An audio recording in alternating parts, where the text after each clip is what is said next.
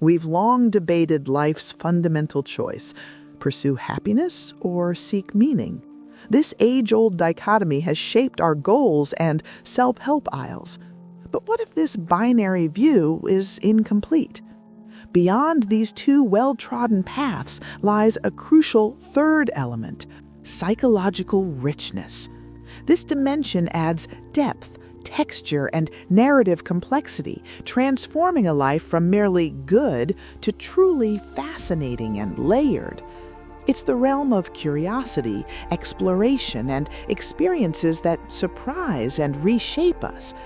This isn't a call to abandon happiness or meaning, but to expand our definition of fulfillment. The most rewarding existence intentionally braids all three strands: the warmth of happiness, the steadiness of meaning, and the vibrant, unpredictable color of psychological richness. Chapter 1: The Father, the Son, and the Unanswerable Question. Consider two lives, a tale of two generations. A father lives his entire life in his small Japanese hometown, deeply rooted in tradition, family, and the land, a portrait of stability and profound connection. His son leaves at 18, building a life across continents and cultures, his story woven from threads of academic pursuit, love, and professional reinvention in unfamiliar cities. Which life is better, more fulfilling? Our instinct is to judge one path superior, to declare a winner. But this question's true power lies in the assumptions it reveals about how we measure value. The story, drawn from the author's own family, exposes the limitations of our current metrics and sparks the search for a more complete, three-dimensional framework for a life well lived. Chapter 2: The Two Classical Pathways to Fulfillment. For decades, psychological science has operated on a dual-track model of human fulfillment. The hedonic pathway pursues happiness in its most direct form, maximizing pleasure, comfort, and positive emotions. It's the pursuit of a life that feels good. In contrast, the Eudaimonic pathway seeks meaning through purpose, virtue, and contribution to something larger than oneself. It's the drive for a life that feels significant and impactful. However, these two paths are not always aligned. One can find fleeting happiness in hollow pursuits and deep meaning in struggle. Relying exclusively on one can create a void the other cannot fill, suggesting that even together, they may not capture the full spectrum of a deeply satisfying human experience. Chapter 3: The Unseen Pitfalls of Chasing Happiness. The direct and single-minded pursuit of happiness is, ironically, a major source of our unhappiness. This chase creates immense pressure to police our emotions, viewing natural sadness or anxiety as failures to be fixed. This leads to frantic mood repair, like retail therapy or endless scrolling, that short-circuits our innate psychological immune system, our natural capacity to process and heal from difficulty. Furthermore, we often conflate happiness with external achievement, believing the next promotion or purchase will bring lasting joy. Yet research shows this boost is fleeting, often fading within months, while we sacrifice the true engine of well-being, nurturing uninterrupted time with the people who matter most.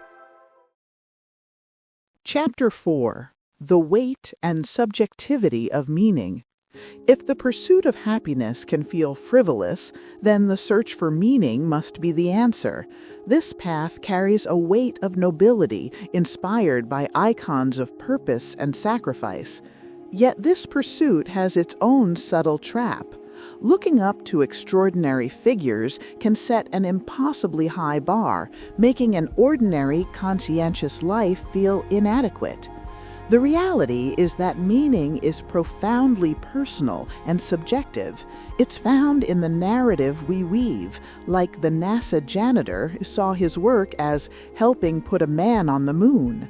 An overzealous focus on a singular, grand purpose can also blind us to life's small, spontaneous joys, creating a life that is significant but potentially narrow and devoid of playful exploration. Chapter 5. A third dimension emerges. Returning to the father and son, we might be tempted to categorize them neatly. The father's life seems rich in eudaimonic meaning, the son's in hedonic happiness.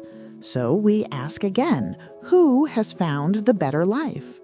Modern psychological research reveals this is still the wrong question, based on a false dichotomy.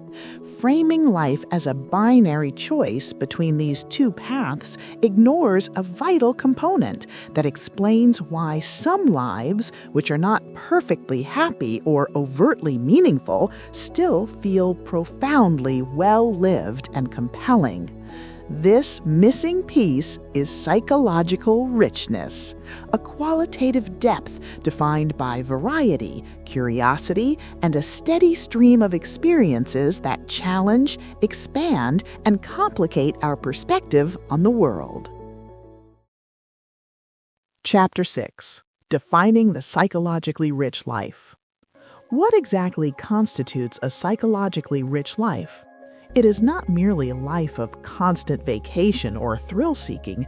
Rather, it is defined by a high volume of interesting and perspective-changing experiences. This includes traveling in a way that truly immerses you in another culture, mastering a complex and difficult skill that changes how you think, or even engaging with art and literature that dismantles your assumptions. Our personality predisposes us to this richness. Individuals high in openness to experience, characterized by curiosity and imagination, are its natural architects. Extroverts also find it through their vast social networks, which act as gateways to novel ideas, creating a virtuous cycle where new experiences fuel greater openness, which in turn seeks more experience. Chapter 7. Weaving richness into the everyday. Cultivating psychological richness doesn't require quitting your job to travel the world.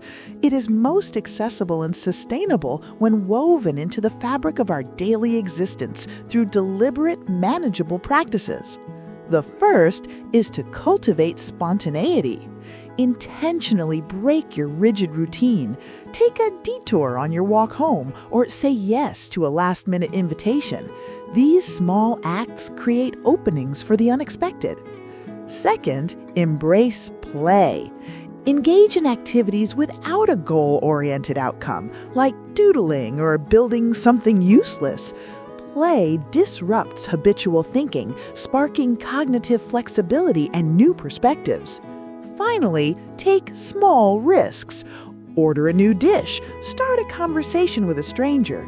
These gentle expansions of your comfort zone systematically introduce novelty. Chapter 8.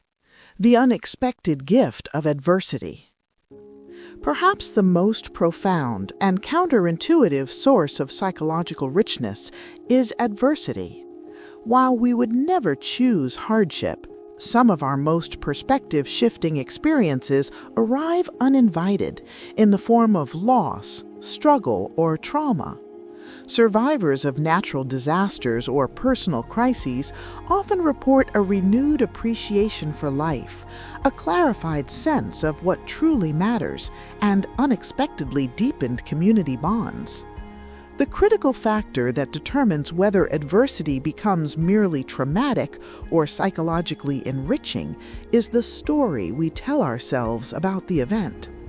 It is the act of narrative meaning-making, of consciously finding the threads of growth, connection, and hard-won wisdom amidst the pain that transforms a devastating chapter into a source of profound depth and resilience.